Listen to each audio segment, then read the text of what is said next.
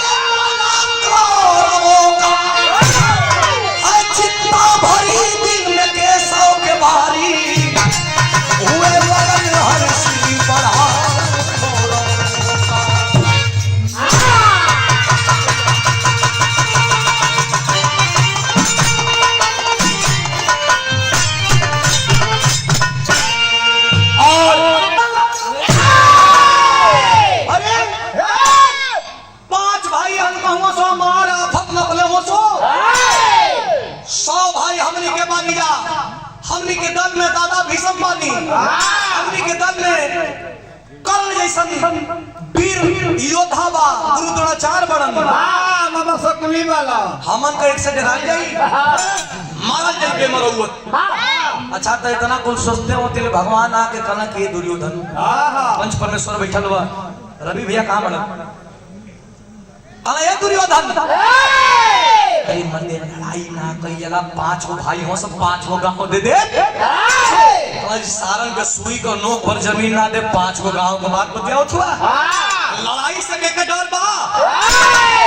लड़ाई हो गई, भगवान श्री कृष्ण रथ चलावत हमन कर्ण एक बार से घेर ले, कर्ण घेर ले बा अमोघ शक्ति लेकर के भगवान अर्जुन के रथ से नीचे उतार देले पड़ो। काहे कि डर रहे कि 10 मिनट टाइम बा किरण डूबे में, 10 मिनट में कर्ण मार दे। रथ से नीचे उतरले बारन कर्ण जब देखलस भगवान के अर्जुन के ना देखत बा तो कलस काहे भगवान जी का रथवा हाकत बड़ो, उनकर माई उनके दूध नहीं खी पीले का नीचवा से अर्जुन कथवा का प्रभु अब गरियो सुने कोई का कले मर्दवा गाड़ी सुने का बात बतियाओ तो 10 मिनट टाइम हम किरण डूबे में और 10 मिनट में तुम्हारा काम तमाम कर दे चुपचाप सही जा का है मास्टर।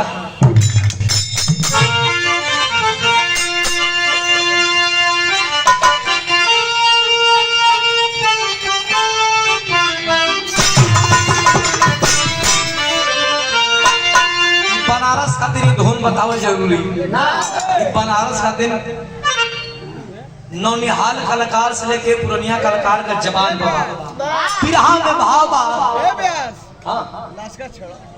बिरहा सुना दियो ना ओके मर छोड़ के लाश का छोड़ा। अच्छा है कि मर जाओ बेकार के पत्थर पे उगे मोती मेहनत के पसीने से घेर ले दबा भगवान श्री कृष्ण बचावत बाड़न। किरनिया डूब गई, कभी सुनिया लोगन किरनिया डूब गई तो अर्जुन बाहरी निकलन। जब अर्जुन बाहरी निकलन तो कर्ण जैसे मुड़ी पटक के रह गई कि ओ हो मार दिले रहती। अगर भगवान छल ना मिले रहते। शिविर में 5 पांडव बैठे हैं, धर्मराज युधिष्ठिर कहते हैं कि क्या प्रभु हमारे भाई का जाना जा ले सका। 5 भाई में 1 को भाई मराए के ना चाहिए। भगवान कला मैं देश का भाईन के तुहन मारत हो और अपने भाई के पारी आई लगला पलिंजर पड़े। अरे आई अर्जुन ना मरे हन त भीम मरा जाई हन, भीम ना मरे हन त नकुल सहदेव मरा जाई हन। केहू एक आदमी कर्ण का बाण से मरी। कौन उपाय लगाए प्रभु, कौन उपाय लगाए। एक उपाय लगावल गई।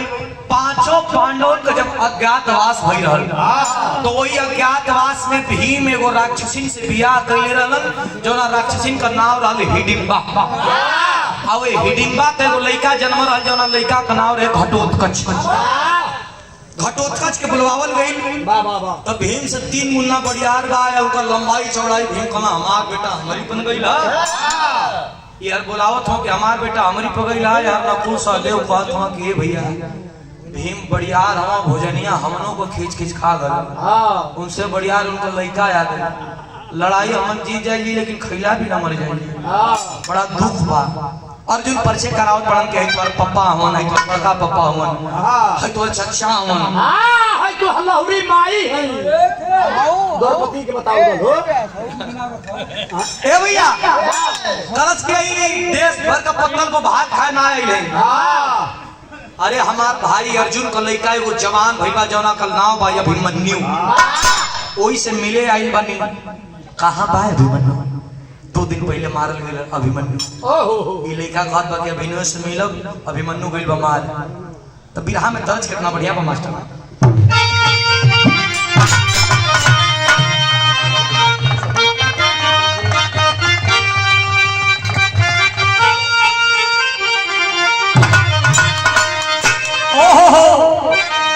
गुरुजी का धरती बा कबो कबो मिजाज बने तो गुरुजी कैसे गावे? कहा गावे मास्टर? अरे कि नदिया किनारे मोर बोले। टेस्ट फार्मर सबकर अलग अलग रहा, लेकिन जेकर जवन टेस्ट फार्मर रहल वही में उतना लाइन खींच के बेच कैसे? गुरुजी कहा कि नदिया किनारे मोर बोले, अरे 1000 बार बोले हमार पिया हमसे ना।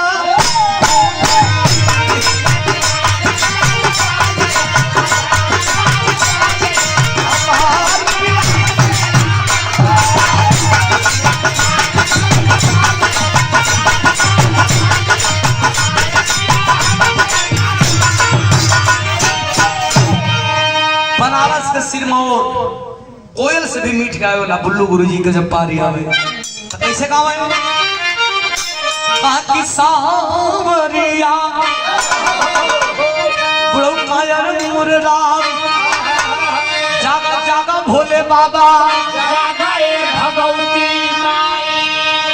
बड़ा रहा का प्रमोद भैया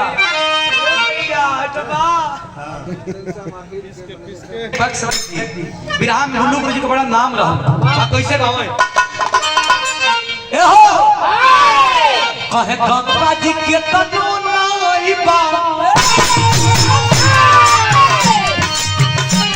अरे गंगा जी के तनु नाई बा, सरस्वती नाम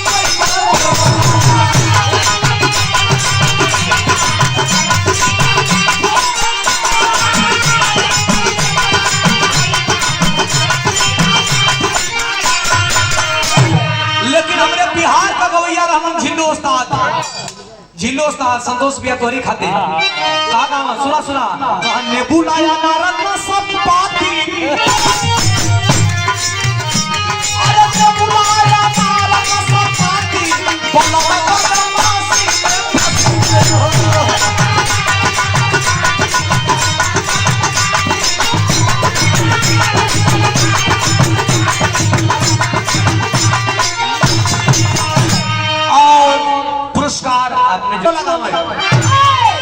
गाजीपुर वाला सिमरत गुरुजी कहा कि हम तोरा डिंपल का पारी, अरे हम तोरा डिंपल का पारी, राजसर खोलो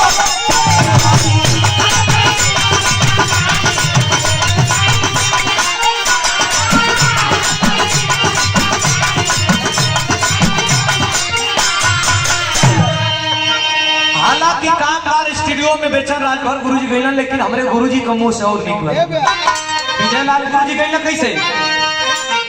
कहा भाई ससुर हरा चाई, अरे भाई ससुर हरा चाई, भूखी के तन मत मोटा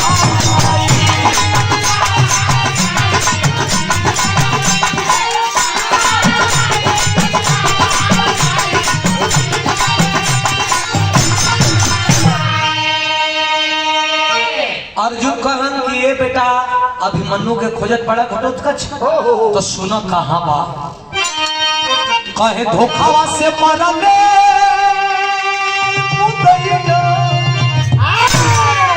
अरे धोखावा से मरले अभिमान भैया के तोहरो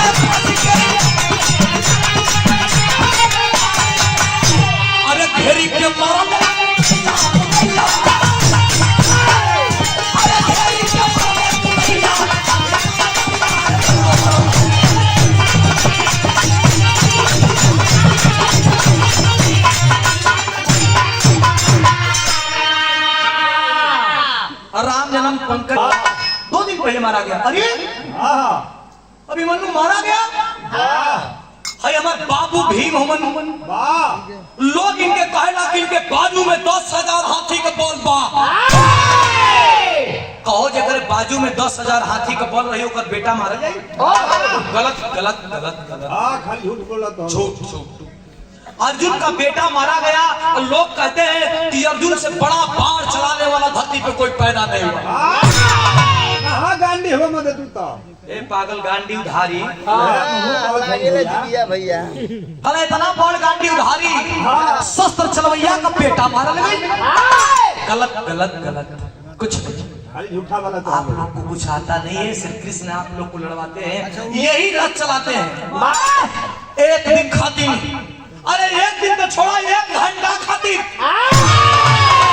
1 घंटा खातिर बोलाव अगर पूरा भारत का लड़ाई के खत्म ना कर देली भीम का लड़का ना पूरा महाभारत का लड़ाई बिरहा में तरज स्वर्गीय रामदेव गुरु जी को बड़ा स्पेशल दर्जा मास्टर यही बनारस सुंदर गांव में गाँव रामदेव गुरु जी कहा कि तोर नैना कटार संजय चाह मिश्री से मिल अरे अरे तोर नैना कटार हर कली कली चाला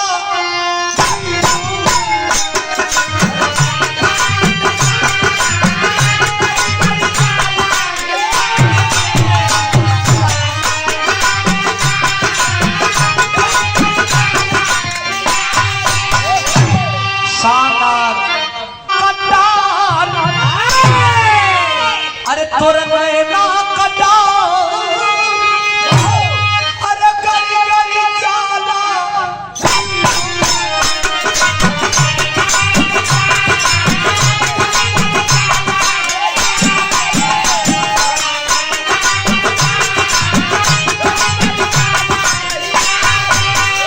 अरे काट न चले दूसर गौया खड़ा होकर कहा कि बूढ़ावा बेईमान अरे बूढ़ावा बेईमान अरे मांगे कलैली का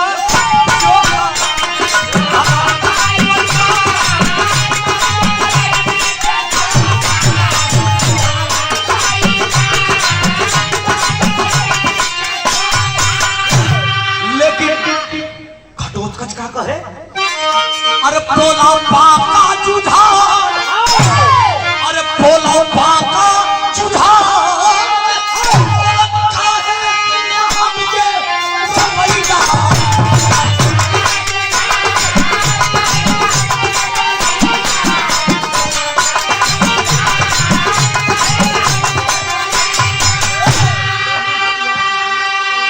भगवान का बस बस 5 पांडवों के चापत हुआ आई हो लड़ी खातिर एक बात सुना का कहे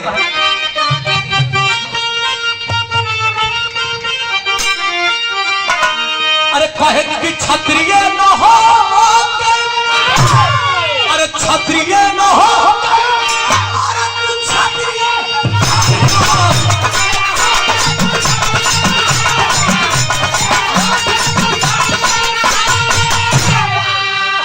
कि समय याद है, जब कि समय याद है, अरे पीता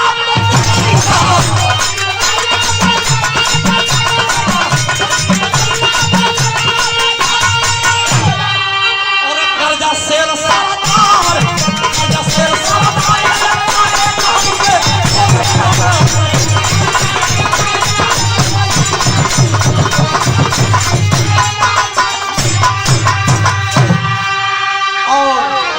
हमारे जोधन चाचा जी कल आई हो का।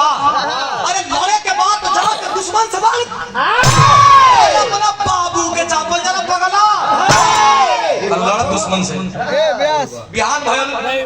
जब बिहान भइल बा तो चलल बा जंगे मैदान में तरस देखिए हाई तुरंकी में नईकी में कितना अंतर बा। जोड़ा बा गुरु जी का और अनीता राज जी का जोड़ी नहीं जोड़ा।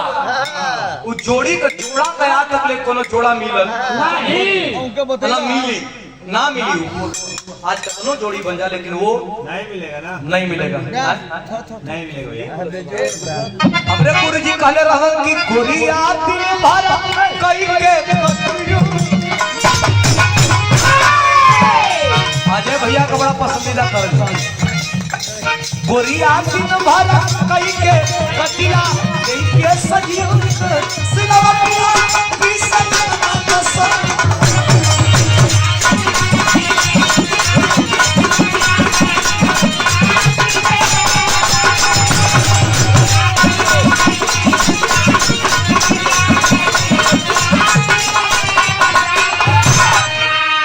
लेकिन जवान जब चला है तो अरे जैसे गजन लगा है जैसे गजन लगा है गगनवा वैसे गजन लगा है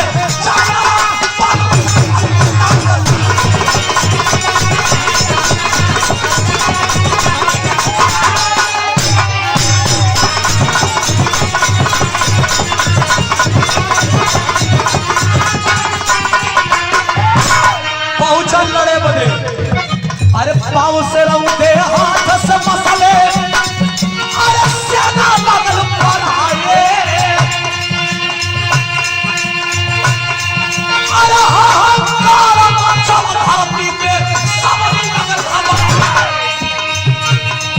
दुर्योधन सोचत बा कैसे होई कैसे होई कैसे बात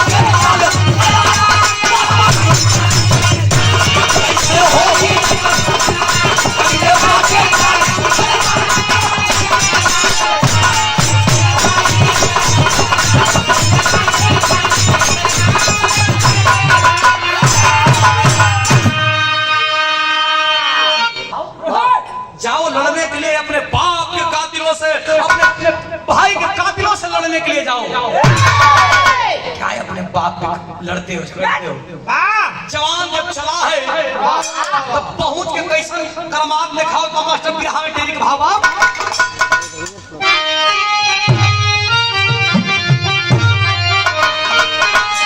अरे मासों की रण में ढेरी मच गई।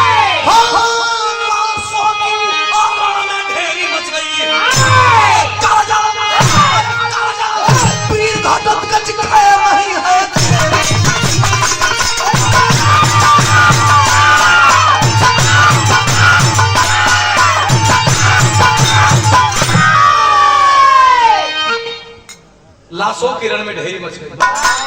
कर्जा पीर घटोत्कच खैर नहीं है।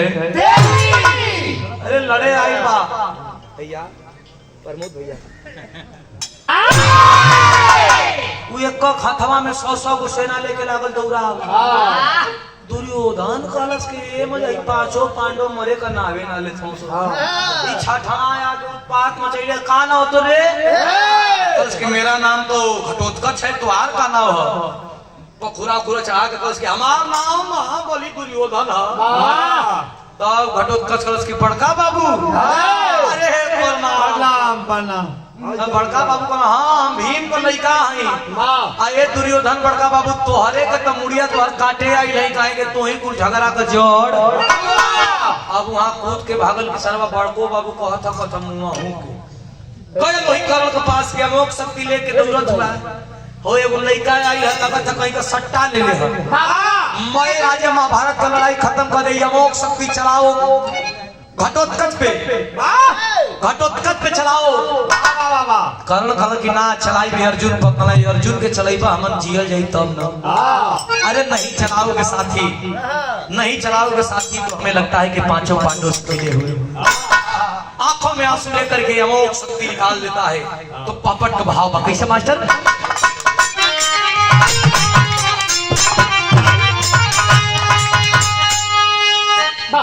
हमें शंका है कि तू पांचों पांडव से मिले हुए होकर इतना ही बात पे अमोक शक्ति निकल गया जो अर्जुन के लिए रखा गया था निकल गया तो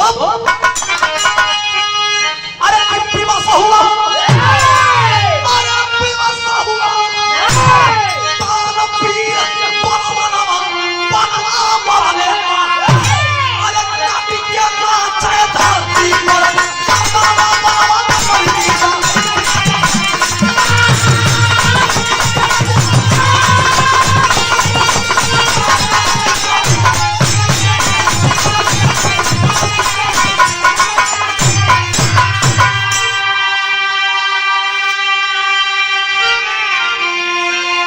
दुर्योधन मगन हुआ अरे कर्ण सोच में डूबल हो क्या करे बल पे होई ना की बजाय बाप उठल हो हवस निकाल करके मोक्ष शक्ति जब गया वेग से वायु वेग से जा करके घटोत्कच का गर्दन को लगन बात गर्दन दुआ दी एक तरफ धूल में गर्दन लुटक बा एक तरफ धर बा एक तरफ सर बा सब लोग तो आंख में आंसू ले ले बा लेकिन भगवान श्री कृष्ण मुस्कुरात देखत भगवान के भीम कलंकार हो गई हमार बेटा मारल गेले तुआर आंख में आंसू ना हंसत हो ना हंसत ना तुआर बेटा तो लोगों का जान बचा दरस तुहार घाव अपने छाती पे ले दरस लेकिन भीम के आंख में आंसू बा कैसे मास्टर अरे चले सनासन अरे चले सनासन पानी समन तावरिया परवन मरले बा अरे कटी के नाचे बनवा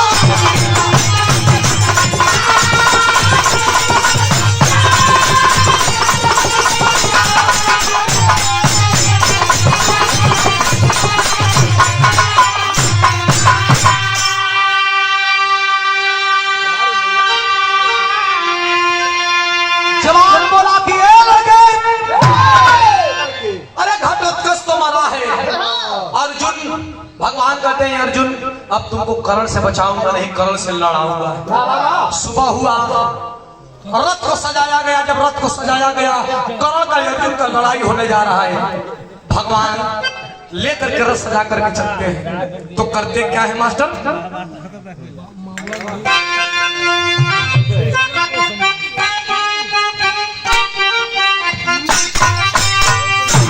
सरदार जी भगवान को हाथ पड़न अरे की धीरज बन्हावे कृष्ण पांचों पांडवन के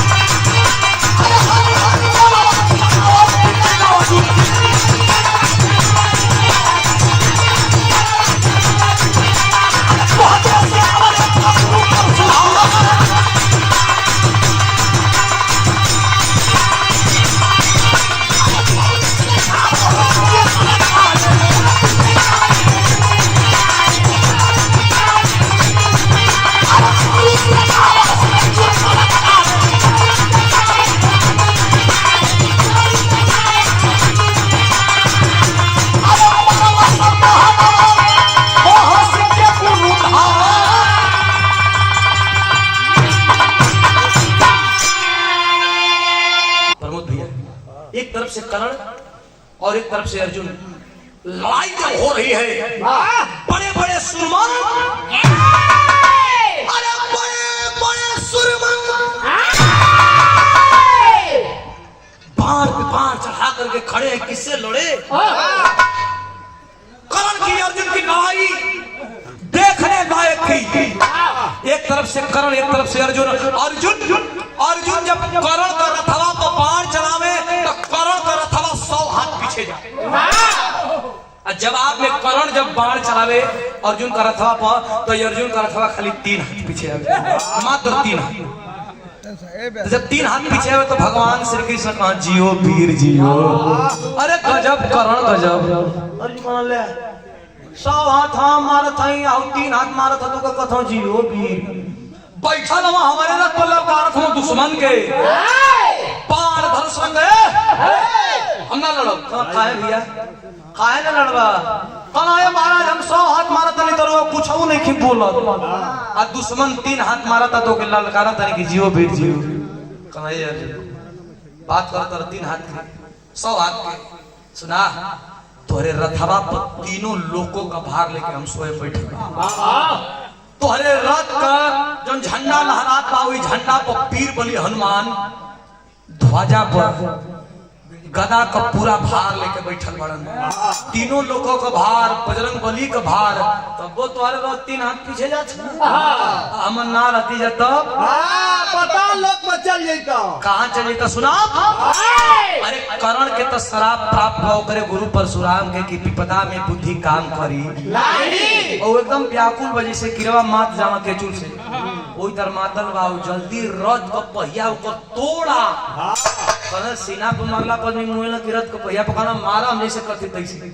और रथ का पहिया के तोड़ना तीर धनुष रख के और एक कर्ण नीचे उतर के इसी कंधे से ओट लगा करके और अपना पहिया सही कर रहा है। भगवान कहते हैं कि देखो पार्थ, देखो पार्थ यही मौका बढ़िया है। कर्ण निहत्था है और इसे निहत्थे पे बाण चला करके इसका वध कर दो। तब तबा करके खड़े हो गए।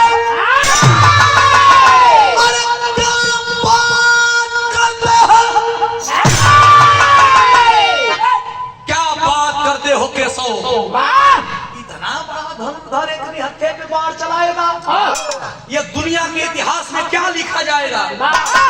लगल इतिहास बतावे। अरे तेरा बेटा अभिमन्यु जब चक्रव्यूह में मारा गया तो उसके हाथ में कितने अस्त्र कितने शस्त्र थे, वो भी तो निहत्था था। धर्म की बात करने वाला अर्जुन, तेरा बेटा निहत्थे पे बाण चलाने वाला, उसका कलेजे को छलनी करने वाला एक दुश्मन ये कर्ण भी था। तेरा बेटा को मार सकता है, तू नहीं मार सकता है? अरे बाप रे बाप, जब इतनी बात अर्जुन सुना कलेजा तमतमा के निकाल करके ताकत से तीर और सुमीर करके कि बाण खाली न जाए। क्या करते हैं मास्टर?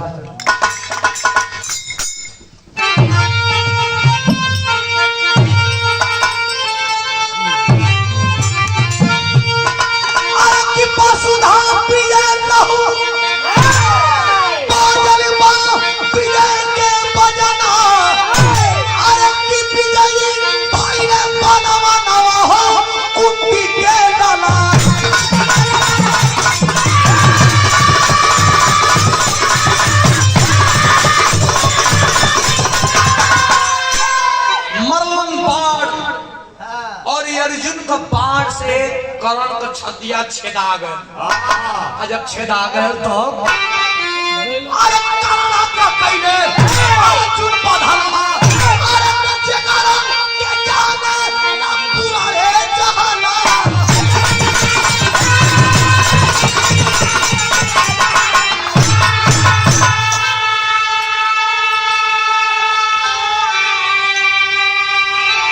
अरे राम मित्र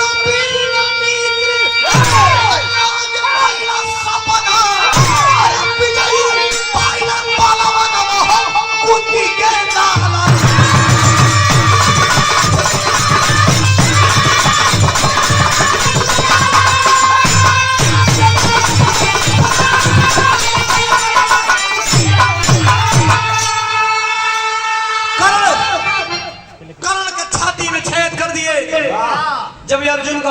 लगा है।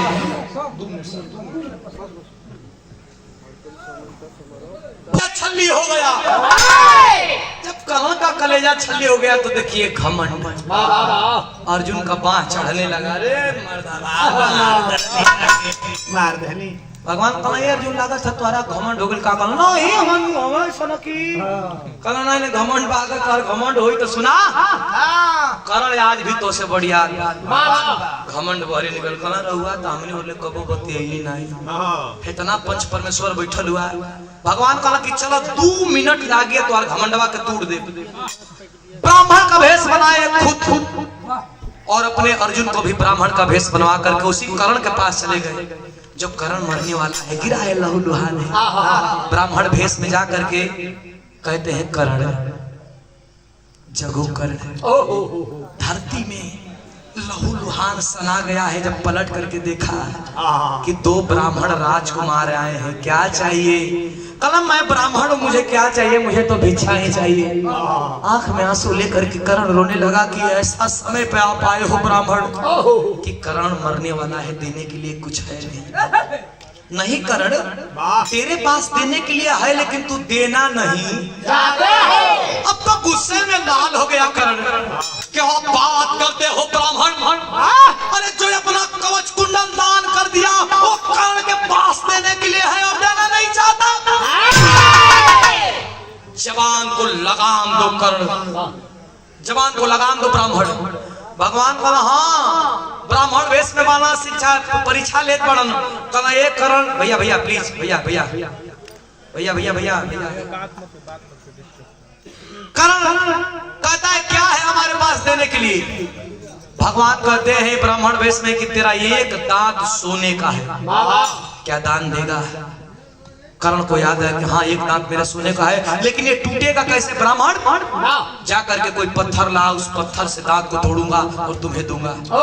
परीक्षा लेने गए भगवान कहते हैं अच्छा तेरा बेगारी करने आया हूँ तेरा गुलामी करने आया हूँ मैं तेरे लिए जाऊंगा एक पत्थर लाऊंगा और पत्थर से दांत तोड़ेगा इस तब दान देगा तो सुन तेरी गुलामी हमसे नहीं होगी।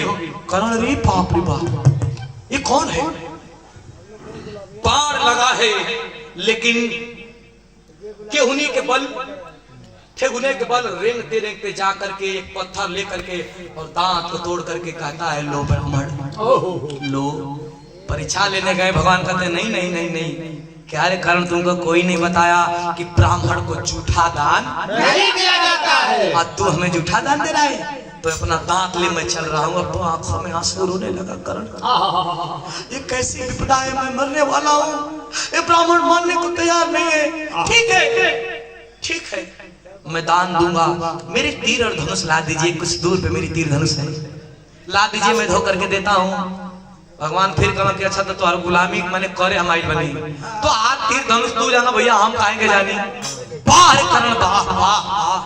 अरे दानी तो हरिश्चंद्र के ऊपर भी लगा लेकिन एकमात्र पूरे पृथ्वी पर दानी के साथ वीर लगा जिसे दान वीर कर्ण कहा गया लेकर के रेंगते रेंगते पुनः तीर धनुष लाया। एक हाथ काम नहीं कर रहा है दांतों से प्रतंचा चढ़ा करके धरती में छेद कर दिया पानी निकला धो करके दिया तो भगवान को बर्दाश्त नहीं हुआ स्वयं नारायणी अवतार में आते हैं।